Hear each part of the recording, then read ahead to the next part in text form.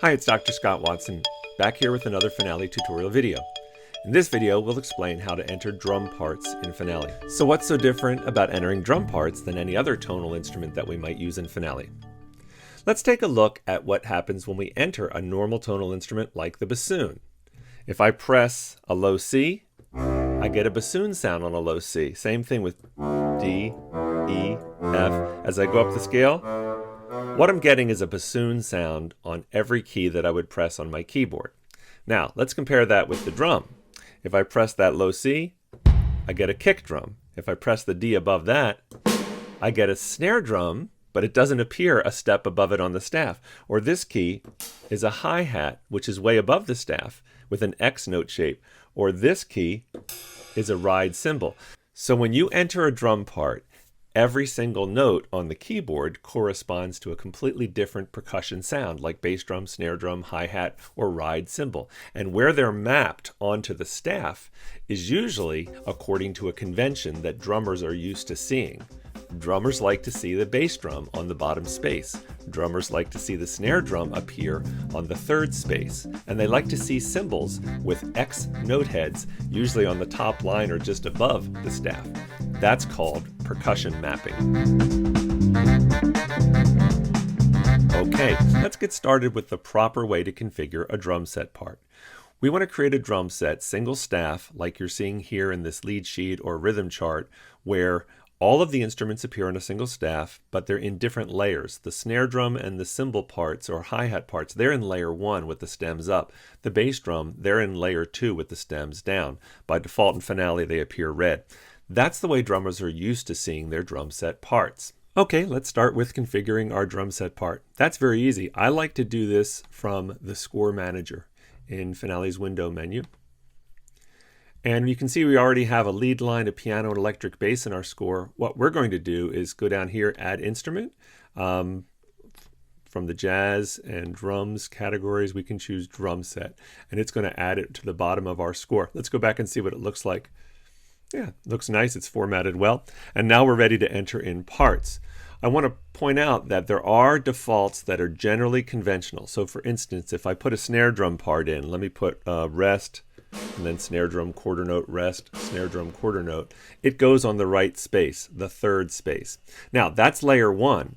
If I go down here and say layer 2, and go and put my bass drum, let me put a half note on beat 1, 2, half note on beat 3, 4. Here we go. Notice that Finale takes care of putting that bass drum in layer 2 because I said I wanted it to be in layer 2, and it flipped the stems in the correct direction, so it appears the way drummers are used to appearing. The problem that we get is when we want to add a cymbal part also in layer 1. To demonstrate how that's done, let's break it down. In this special Finale document, you can see how the hi-hat, snare drum, and bass drum look when they're separate, but also how they should appear when they're done for a drummer in one staff. To create the one staff drum set part that we want, I'll be entering notes from my MIDI keyboard using the assignments in the general MIDI drum map that you see on the right. Bass drum is the low C, snare drum is the D above that, the hi-hat is the F sharp above that, and so on. I'll be choosing the rhythms using Speedy entry, and I'll be using the keyboard shortcuts such as the number 4 for eighth notes and eighth rests, the number 5 for quarter notes and quarter rests, the number 3 for 16th notes or 16th note rest. Okay, let's enter some drum parts. I'm going to first start with the hi-hat and the snare drum. Notice that the hi-hat has eighth notes all the way through the measure. The snare drum has a quarter note on beat 2 and a quarter note on beat 4. To get the sound of that, I could enter the hi-hat first, number 4, while I'm holding the F sharp. The shortcut number 4 gets me all of those eighth notes. But then when I want to go back and put the snare drum part in, I could double click on the snare drum third space and add that, and then double click also on beat 4 third space to add that. It'll sound like it's playing on beat 2 and 4, even though it's technically an eighth note. It'll sound like the quarter note hit. So that's one way to do it. Let me show you another way to do it, and that is while I'm entering the hi-hat with F sharp, then I could hold both the hi-hat and the snare key down and get them both in at the same time, then go back to the hi-hat, and then both the snare drum and hi-hat, and then back to the hi-hat. like that. So that's my layer 1 percussion. Now I'm going to switch to layer 2.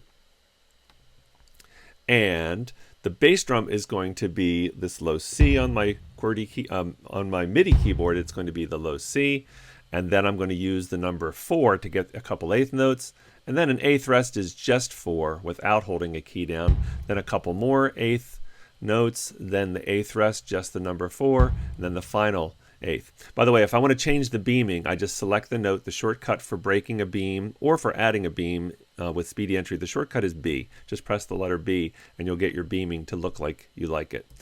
All right, we're almost there. I have to do that in this measure as well. I could actually just use the selection tool, copy and paste, right? Copy and paste it. Just to give you a quick demonstration of what I just did in measure 2, let me go back to layer 1 and just do it all again very quickly. F sharp for the hi-hat for those first 2 eighth notes, then F sharp and D for the snare drum and the hi-hat, then back to the hi-hat. Same thing here. Okay, and then I'll switch to layer 2 and get that bass drum part in down on the low C with using the number 4 shortcut. And I've got it. And break the beam using the shortcut B. Okay, as we continue with this drum part, we're going to explore some finale staff styles. For instance, here at the end of measure 3, we have a 1-beat drum fill. We could notate the drum fill, but we could also apply a staff style and let the drummer improvise there. I'm going to choose the staff tool and select that 1 beat, and then go to the staff menu and say apply staff style to score and parts.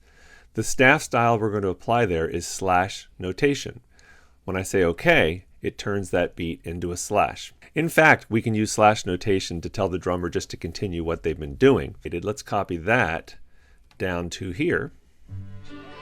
And then let's just copy it again and again and again right here. And let's just use staff styles to put slashes for the remainder of that system. So again, apply staff style, score and parts. We'll choose slash notation. And so what we're saying to the drummer is keep doing that pattern that you've been doing. There's another staff style that would also indicate that, and that's a 1-measure repeat.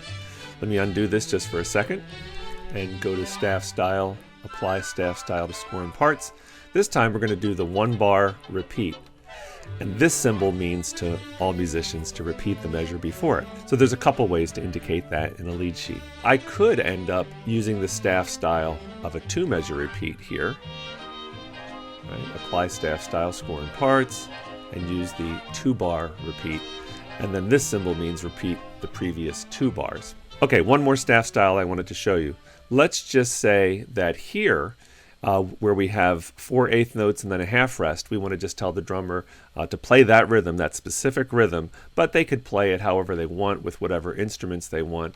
We could select those 2 beats, go to staff, menu, apply staff style, and the staff style we're going to apply here is called rhythmic notation. Right? That's a little bit more specific than slash notation, and it tells the drummer to use a specific rhythm. But pretty much they can choose whatever instruments, the toms, the snare, the cymbals, that's up to them. And our final topic in this video is how to edit percussion mapping. So for instance, say the default assignment where an instrument appears on the staff is not where you would like it. You can change that in Finale. So in this drum set part, we have the hi-hat occurring on the space above the staff, and it has an X note head. If we wanted to change that, we would go into Score Manager. We would select down here where it says Notation Style Percussion, click on Settings, and then Drum Set Edit. So we have to go in kind of deep here into the edit. But here is where we can see where that closed hi-hat appears up on the top of the staff, the space above, and an X note head style. Say, for instance, we wanted it to appear on the top space of the staff. We could drag that down or to the second to top line. So you can change the assignment. You could also change the note head shape, although be careful if you do that. Sometimes these are the best. So say that closed note head, we wanted it to appear instead of as an X, we wanted it a triangle shape, for instance, right? We could actually make the triangle the shape. When we go back to our score, we will see that now all of those appear as triangles and they're on the top space. I'm going to undo that because of course that isn't a very good choice, but sometimes we would want to change the line or space there where the hi-hat is. Same thing with our ride symbol over here. Here it's appearing on the top line. What if we wanted it on the space above the staff instead of the top line? Again, let's do it what we did before. We'll go into Score Manager.